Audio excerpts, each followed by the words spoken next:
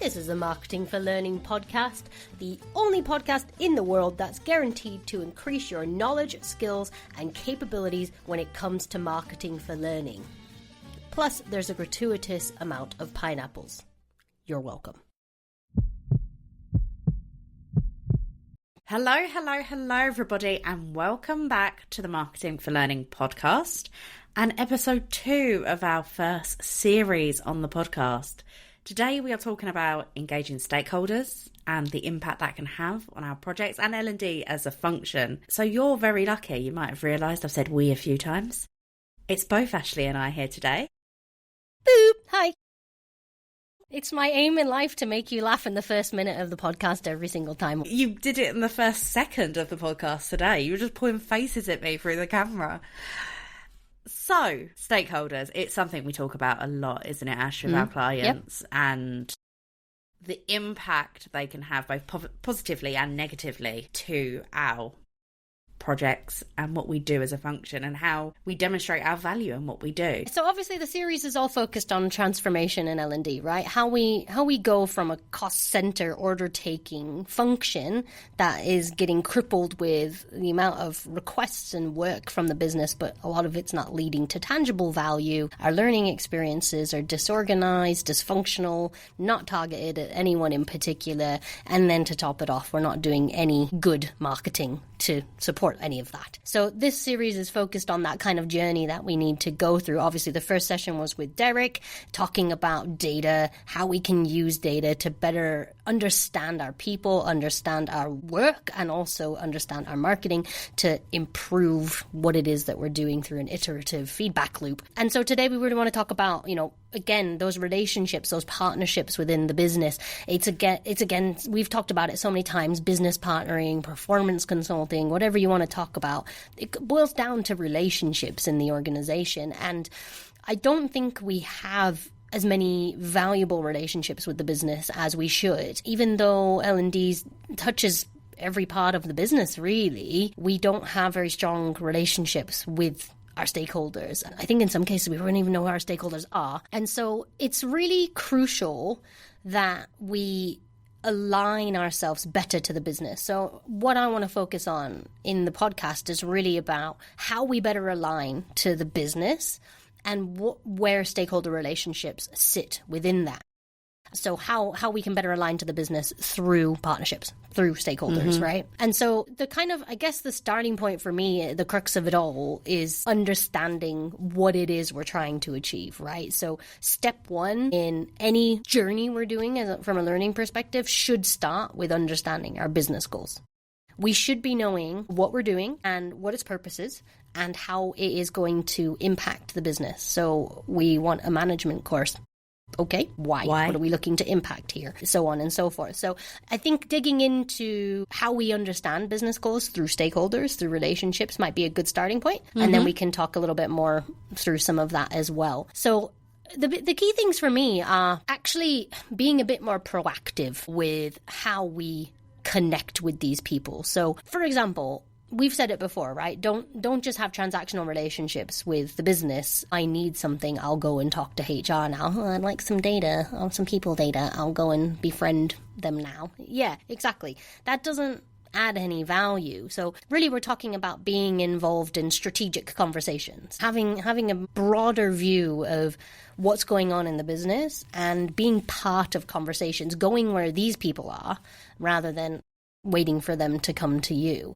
Do you ever see that happening? I think when I have this conversation with clients, it comes back to a reluctance and a fear of just getting yourself involved, just pushing yourself out there. And actually at the Learning Network event that we did in November, I was on a panel and a lovely lady called Thembi, she said, don't let that be an option. Be involved. Get yourself involved. Go and have the conversations. And I think the more that L&D we doubt ourselves. So we have this whole narrative about getting a seat at the table and being seen as a business partner. Start acting like it. Fake it till you make it almost. And get yourself in those conversations. Go and speak to those people. It's not good enough to be like, oh, well, my manager doesn't know what the business strategy is and I don't want to ask. You should know senior leaders on a first name basis to be like, hey, what's going on here? I think part of it, when I've spoken to clients, is that fear of messing up or fear of failure or fear of, I don't know, just making a bit of a wally of yourself, not wanting to go out and find that information. So when we're in a position where we're saying we need to know this, it's very quickly followed, in my experience, from, oh yeah, but nobody tells us it. And again, it's somebody else's problem. We're quite passive, I think. We are. Yeah. And it's interesting because we're all so passionate about what we do. But we're like afraid to tread on anybody's toes, aren't we? And it doesn't make any sense because we're so passionate about what we're delivering to the business that passion is only going to be multiplied if we actually know, this is what the business is trying to achieve. These are the business goals. This is what I'm going to do to help us get there. And this is how it worked. And we can't do this is how it worked. We can't prove our value. We can't get a seat at the table or any of that stuff unless we know what we're trying to achieve in the first place. Yeah, absolutely. So I think, if you're an L&D pro and you're curious, like, how do I start aligning with business goals? I've got some tips and some places to start. So the first one, of course, like we said, engaging in those strategic conversations, having more meaningful relationships within the workplace. And that is with a lot of different functions, finance, operations, HR, marketing, whatever. Go and befriend these people and understand what's going on in each of their unique functions. Because as we well know, when we're doing persona work and discovery and audience insights and business insights, sometimes the function that people are in can have a massive impact on their kind of lived experience within the organization. But make sure that you're asking important questions, meaningful questions, not just, hey, Steve, nice to see you, Steve. Max calls every stuffed animal Steven. That's right. What's his name, Max? Steven. So that's where Steve's come from, obviously. So things like, what are the strategic objectives for the business for this year? What about for 3 years? Do we have these questions? Do we ask these questions? What skills gaps are preventing the business from reaching its goals? And how does leadership envision success?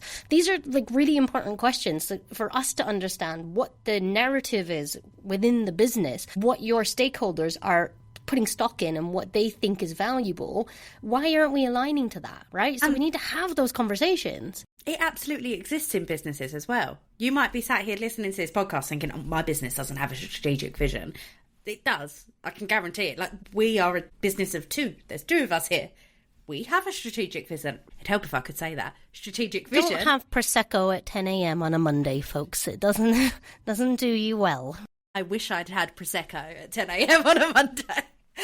But no, like, it does exist. You've just got to ask the right questions and go to the right people. And sometimes the messages can try to be simplified as they come down and they tell you what they think you should know. But as an L&D professional, if you're then answering the right questions about what you actually do need to know, about where we're trying to get to in the next 1, 2, 3 years, that's when you're going to start getting the reputation of somebody that A, cares, and B, is trying to help move that needle, trying to push the business forward because you're focused on that strategic vision. That's it. You're asking the right questions and understanding how can my function add value and impact the business in a positive way. Having those strategic conversations, but there's also lots of other things, right? There's annual reports, there's business plans, there's a lot of desk research that you can do as well. That doesn't entail speaking directly to people, but getting more insights into the business and what it's trying to accomplish and what it has done thus far. Don't overlook those, like, in big organisations and even mid-sized organisations, you have your town hall meetings, you have those presentations. And I know for a fact so many L&Ders are like, oh, I'd rather actually just be doing the job. Listen in those meetings. Like, they are giving you an insight into what's going on in the business. Yeah, I know, sometimes they're really long and drab and boring. But, like, that's when you're getting that key information that you need and you're getting those insights.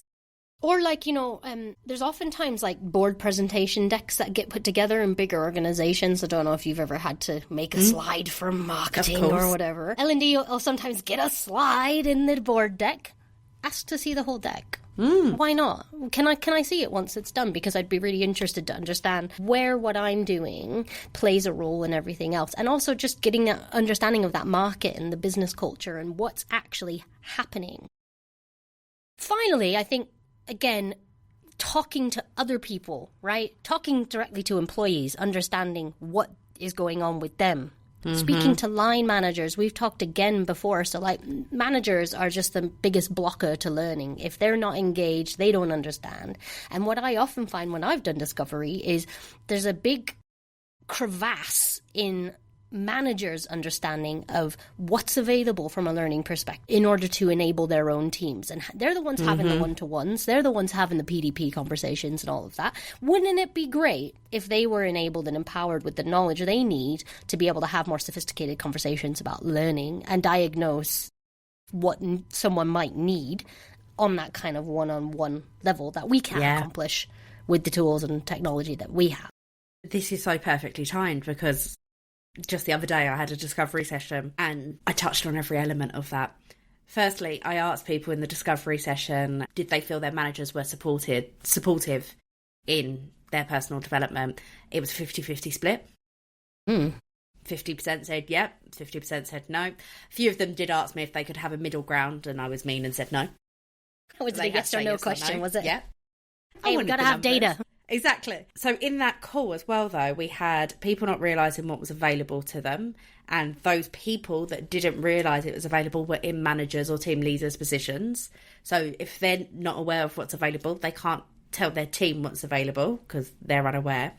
I think what we really just want to be understanding is how is success measured in the business, right? Not how we measure success, because for the most part, we don't. But if we do, it's the atypical pants measurements that we've already, again, talked about at length and that, Derek destroyed in the last podcast. We need to be thinking, how do we translate a learning need into a business solution, right? I'm going to quote myself on that. It's quite good. And I think that's what we want to be doing as a starting point, right? Is really understanding those business goals is crucial. And then, the next part of building on that, again, is, I just alluded to it, that business partnering and performance consulting piece, right? So again, if we want to make that shift from order taker to strategic partner, this is something that you kind of alluded to there, is when people at the moment, lots of learning functions get stakeholders, SMEs within the business, head of sales, I need a training on X, Y, and Z. I need a 45-minute e-learning module. Can you make it for me? And we don't say no. We don't, because we don't really know. Like, if going back to our first point around aligning to business goals, if we have a very clear strategy in place to say, right, this is what we're trying to achieve. When we do our management course, we're looking at minimizing employee attrition through manager empowerment, blah, blah, blah, by 10% this year, whatever it might be. That's such a clear objective. Whereas if Stephen comes and asks for his sales training, we don't ask any questions. We feel like we're in this transactional relationship. And if we really want to become a more consultative partner and a strategic partner to the business, then we have to act like it. Like you were saying, we need to ask those questions. We need to be asking, what is the problem? So again, diagnosing before we prescribe learning, really important. What are we trying to achieve? What business challenge are you trying to solve? And do you think as well, to an extent, it comes back to, it's something I spoke to Sam Goodman about. I can't remember how long ago I did that podcast, but it's on our podcast. And he said in the that autumn? it was around that time. There was an element of his function that he accepted was not an L&D challenge. It was not his job to be doing all of the training and all of the L&D within the business. He was enabling people to do it more effectively themselves. So when it was a salesperson saying, I need a 40-minute course on this, he'd be like, oh, do you really need that? And would act more as the consultant to say, okay, well, if this is what you need, this is what you can go and do. If this is what you need, this is what I can do. And I think over the years, as a profession, we've become trainers almost, and people say, hey, look, I need training. I'm going to go to the training team and they're going to give me some sort of training. And actually, in learning and development, there's nothing saying it has to be an e-learning course. There's nothing saying it has to be a course or a program. It could be a PDF. It could be a one-pager. It could be any number of things. It could be a YouTube video. There are other ways to help people learn and develop. And I think it requires a bit of a mindset shift within L&D professionals to realise I don't have to say yes. If somebody comes to me and says, can you do this? No is an answer. You can be a bit more polite and you can say, no, but I can help you here. But you can say no. We are professionals. We are experts in learning and development. Other people aren't. And I think it's another thing that L&D can learn from marketing, because how many times have we had to bat off people that think they know how to do marketing better than we do? Like, it's something that marketing have had for donkey's years. I think the crux of that, though, is having a strategy, right? So, like, I think it's having something tangible to justify the pushback. And that's, I think, what we lack in many cases is, you know, you feel belligerent just saying no. But if you have a strategy that's aligned to business goals, then that's a really clear direction of travel. And it's very easy to say, well, actually, what you're asking me to do doesn't make any sense in terms of what we're trying to accomplish. That to me is the big difference, and really enables you to say now, empowers you to say no. Mm-hmm.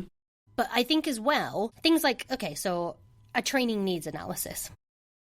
So we need training. That's the starting point, isn't it? So we're already starting to look at a problem by saying, well, training's the solution. What kind of training does it need to be? I think, again, we need to zoom out a little bit and look at something like a performance needs analysis, right? So what is the crux? What's the root cause of a performance issue? So if, I don't know, people at work are really struggling with being on time, I don't know, let's just say for argument's sake, what is really causing that problem? Rather, is it their travel? Is it their lack of desire to be at work? Whatever it might be. But we need to ask the right questions again, you know, instead of just saying, oh, well, their manager said we need to do a course on being on time. Yeah. Let's actually look at that. You know, let's ask these important questions. Let's identify root causes. And again, does any sort of training that we're going to create work with outlining or solving a business problem?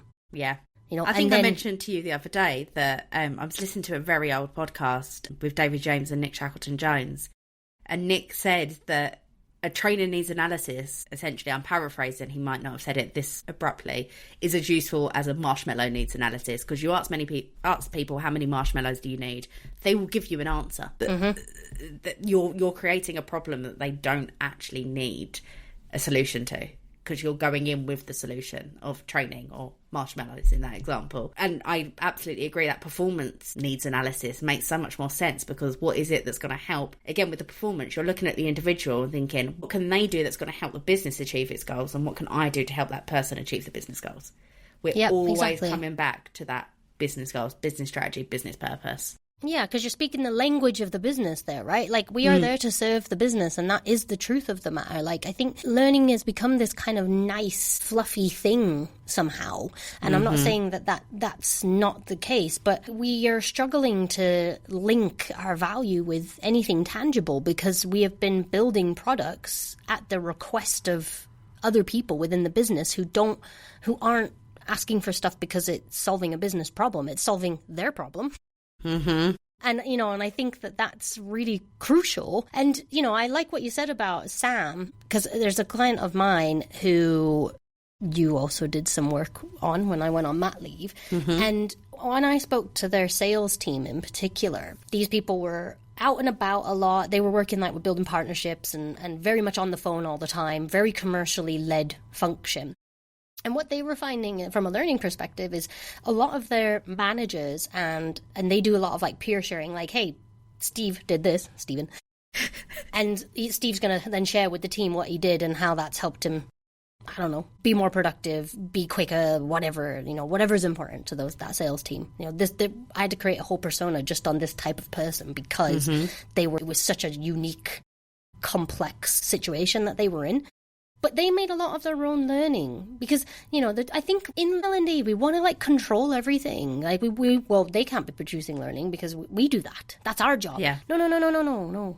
Our job is to enable our employees to perform at their best. And if that requires knowledge acquisition or new skills or changes in behavior, great. But we can also be a very valuable resource to SMEs within the business to create stuff that is really, really applicable to the boots on the ground. And they know what they're talking about more than we do, because we're not doing that job. So like to Sam's point, you know, we can also work really closely with other SMEs, other people within the business, and co-create stuff, enable them to create stuff. What do you need? Yeah, we can host it on the LMS, or you can just share it, or what do you need? You can do a talking head for a few minutes. That might be enough, Again, if it goes back to that performance need analysis, you can define that. And imagine having a suite of stakeholders that want to help you by producing learning that helps them and their teams. Yeah, and by creating that learning that is just going to work better, you're then going to engage more stakeholders. It's like a knock-on effect.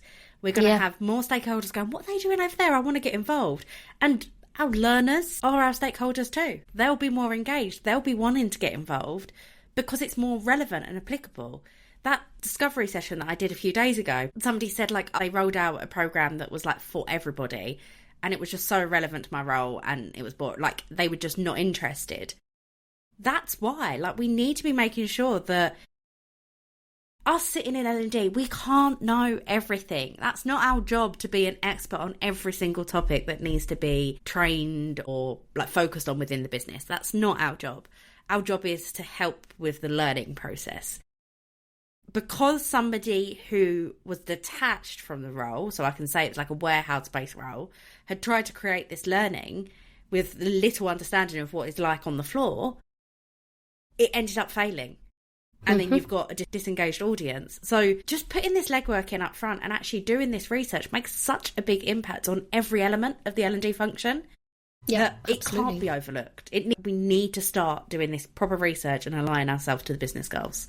Yeah, I mean, look, it has been overlooked for decades. As long as and look at where it's gotten us. We cannot continue to create learning products and experiences with no understanding of whether that is relevant for the recipient or the business that we serve. It's incredibly problematic. So unless we're really collaborating with the business and acting in a much more consultative manner in terms of deepening our understanding of what it is that the business is trying to achieve, what direction of travel it's going in, and indeed how we can enable that, that's where we're getting stuck, because we are then building learning products blindly.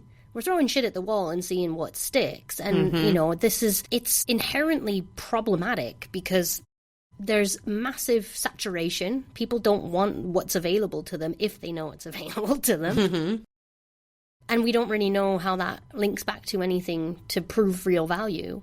And so we just get caught in this endless cycle of trying to do more with less, and the volume over value thing has gotten really out of control in L&D. We've got 5,000 courses, so that everything they could ever need. Must be great. Yeah. I've also just had a bit of a thought there while you were talking, Ash. How much of this problem do you think comes back with, I'm going to be bold and just say it, L&D's obsession with what other L&D teams are doing? Whenever I talk to L&D professionals, it's oh yeah, but I saw that this organisation is doing this, or I saw on LinkedIn that so-and-so is doing that. I want to do that. But they're not actually looking inwardly into their market, which is their business, their audience, their stakeholders, and saying, what do these people need? We're seeing, it's almost that shiny object thing that we were talking about with learning platforms and things that we want, technology, that's going to solve my problems. We're almost doing that with, this company, they've launched a whole Gen AI project. We need to launch a Gen AI project. But do you? Does that align to your business goals? And I think absolutely we need to get inspiration from other people. We need to be in these networking events. That's why I really like networking. I like the big conferences that go on. We need to hear what other people are doing to be inspired and push our own functions forward. But we need to not be obsessed with it, because what's working for one company won't work for you and vice versa. It needs to be based on your goals and your business. And I think actually some of our problems do come back to shiny object syndrome. And I heard one person say one thing on a podcast or on a LinkedIn profile, and I want to copy it, rather than actually aligning with, does that work for my business? Yeah, I think my response is twofold. One is that our industry is very vendor-led. And the vendor agenda tends to fuel the innovations in our industry, and therefore we are chasing technology because the industry primarily revolves around technology, because that's what most of the vendors provide, and same with course libraries, so on and so forth. So I think that some of this is getting caught up in the hype of marketing, and following the vendor agenda. I love that, by the way. Vendor agenda. It's my new favourite phrase. It's a bit of a tongue twister. Yeah. But I think the converse of that is, it's for example, if you said to me, I want to replicate your success on LinkedIn, well, how do I do that? And I could tell you what I do with my audience and what I know about my audience and the types of things that I tend to get better engagement with, so on and so forth. I could give you that in a prescriptive model, and you could execute it on your LinkedIn, not your learning platform. That would be weird, and have very little success. And that's because your audience is different to mine. And the same thing applies to if you're trying to replicate what other learning functions have done to success in their organizations. I would also ask what success looks like. Again, going back to business goals. Is it successful? Oh, they had lots of engagement. Cool. Well, did anything change? But I think that that's mainly the other problem, is that we don't take the time to, again, understand our own audiences, and we can't. And that's why technology fails. That's why strategies fail, because we don't have the understanding of the business and we don't have the understanding of our audiences. So we're just blindly creating, and it's just wildly unsuccessful as a consequence. I can't think of any other business model or product chain or anything of the sort that would have this sort of approach. No, I was just thinking from a marketing perspective, again, like, if you think of like two really distinct brands, I don't know, like, I'm trying to think of a not funny, serious brand, and I'm really struggling because all my favourite brands are a bit quirky. But imagine like something really serious, like, I don't know, a hospital advertising in the funny, sarcastic way that like Specsavers does. It just wouldn't add up. The audience are different. The market's different. A marketer would never look and go, I just want to replicate that. It needs to be aligned to your brand and who you are as an individual. And we don't do that enough in L&D. We don't look at who our audience is. And it all comes back to the fact we actually don't spend the time speaking to our audiences. We don't do that research, and that needs to change. Yeah. I mean, don't get me wrong. I think there's plenty of marketers who are like, ooh, I'd love to create a viral post like the Stanley Cup one. Do you remember that? Yep. And so the lady left her car caught on fire. She left a Stanley Cup in her car. She did a TikTok about the fact that there was still ice in her Stanley Cup, even though the car had been on fire. And so Stanley Cup bought her a new car, blah, blah, blah, blah, blah. That went viral as hell. And I see Stanley Cups everywhere now. There's replicas of Stanley Cups, blah, blah. So clearly a good marketing campaign, but we couldn't replicate that in the same way. So, and like, what are we going to do? Set an LMS on fire in a car? Like, I mean, I'll happily set some LMSs on fire, but maybe for different reasons. I don't know. So I think when you say it out loud, what we're saying here shouldn't be a surprise. You need to talk to the business. You need to speak to people, have long-standing relationships, build relationships outside of your needs. And you need to check in with these people regularly. You need to be talking to your employees. You need to be talking to managers.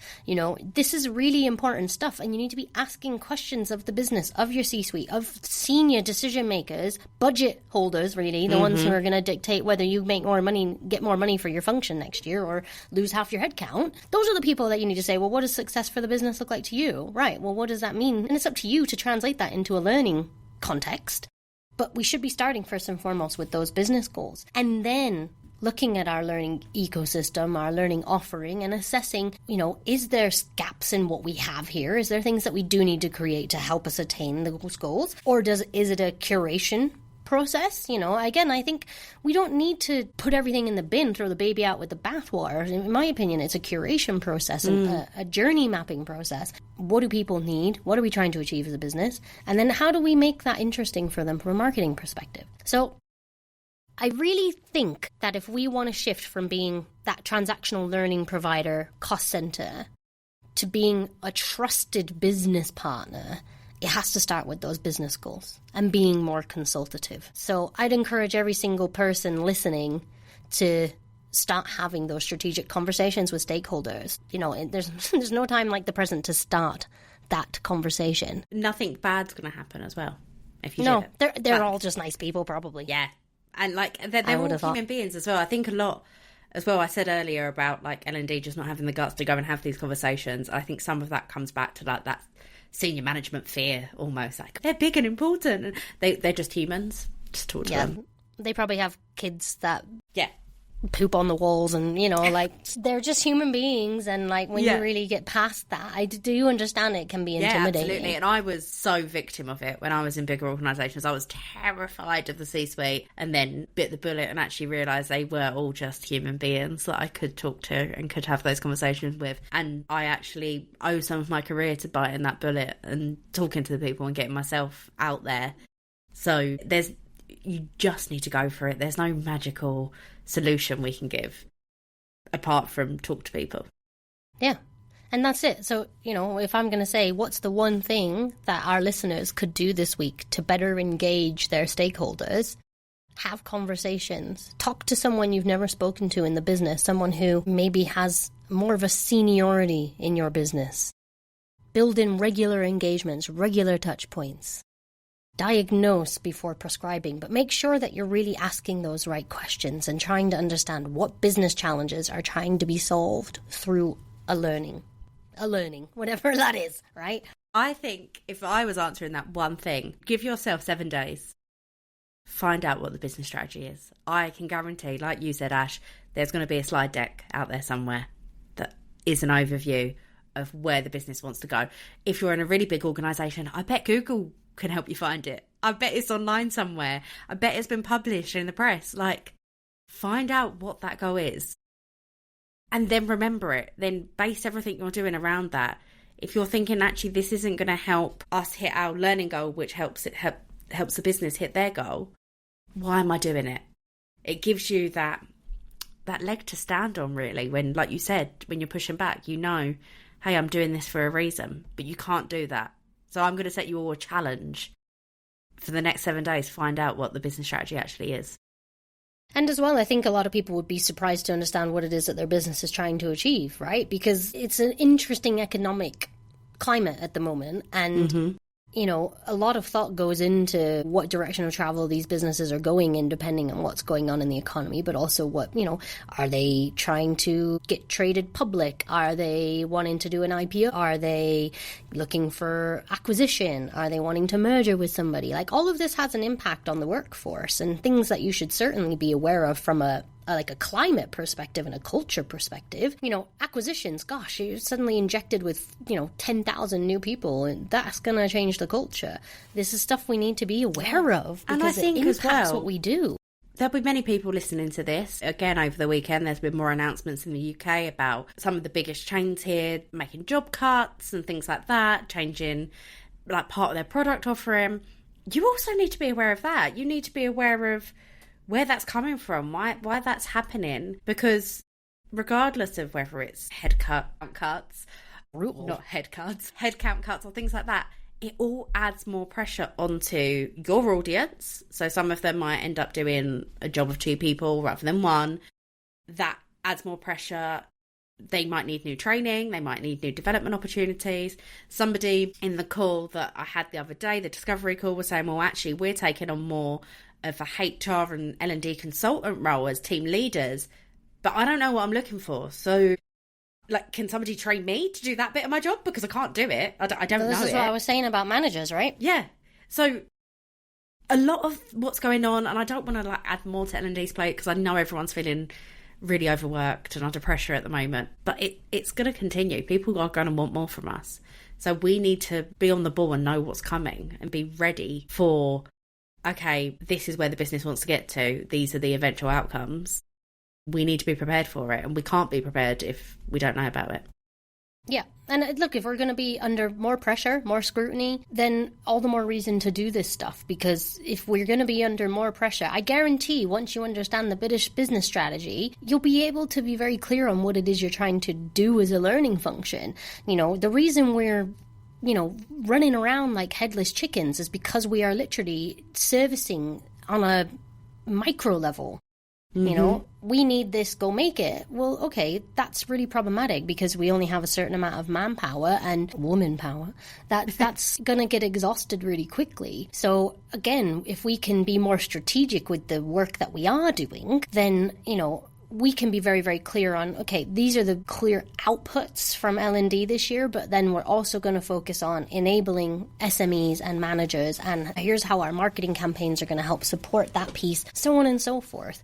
If we want to be less overworked, then we've got to cut the fat too, and we've got to have an ability to be boundaried with our own function and our own resource and our own budgets, and say that is not worthy of our time, but here is why. Not just no. That's very obtuse and not helpful to anybody. What we want is that consultative approach. Like Sam, I can't do that for you. Here's what I can do, but I can also help you in X, Y, and Z. Or we have, lots of people have business partners for this exact same reason. There's a lot of L&D business partners. Leverage those people, right? Like, again, don't just have them be the ones who are sitting there, Europe needs this or EMEA needs this or whatever. Like, cool, but that doesn't align with what we're trying to achieve. I've spoken to Stephen, our CEO, as a theme. And, it's very clear what we're doing. And he's signed off on the strategy. And so anything that deviates from that isn't being focused on. There's lots of stuff on the LMS if you want to go and find things. But as a business function, we are being more strategic, and therefore we are focusing on X, Y, and Z. It's not complicated.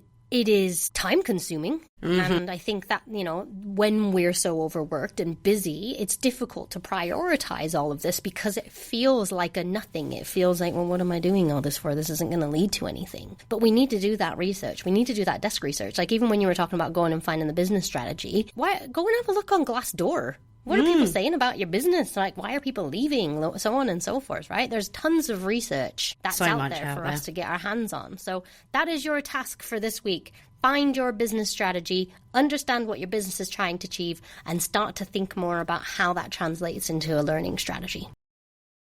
Absolutely. Well, this has been a fun. To add to that. Yeah, this has been a fun episode. As you can see, we're hyper-organised. Took us a while to get into it, but I think we're there now. I'm sticking with what you said, never recording a podcast on Monday morning again. It's not right for us. Hindsight, we know our limits now. We do. We know where we are. That is what it is. Well, it's always lovely to see your face. I'm actually going to hop off now and go on another intro for an upcoming podcast guest. Ooh. So I will see you. I will see you later, taters. We will see you on the next episode of the Marketing for Yeah, one more thing as well. Well, just one more thing. That we've got the strategic marketing courses open now. So if anybody's interested in actually learning how to do some of the stuff that we talk about in this series, our masterclass, which has now had a new skin as the strategic marketing for L&D course. That's next cohort's March 5th, isn't it? So it's closing soon. So if you want to come, we're only doing one more this year in September. So we're not doing loads this year. So yeah. That's that. So get your if seats you want to now. sign up, we'll put the link in the show notes. Yeah. We're so great at promoting ourselves, aren't we, Ashley? I'll tell you what, that's not convinced anybody. Did you just use my name as a verb? I know, I called you Ashley. I didn't like it. I see what you mean. You? No. Ew. No. Don't like it. No. All right. Bye, Ash. Thanks for your time, as always. See you later. Bye. Bye, Felicia.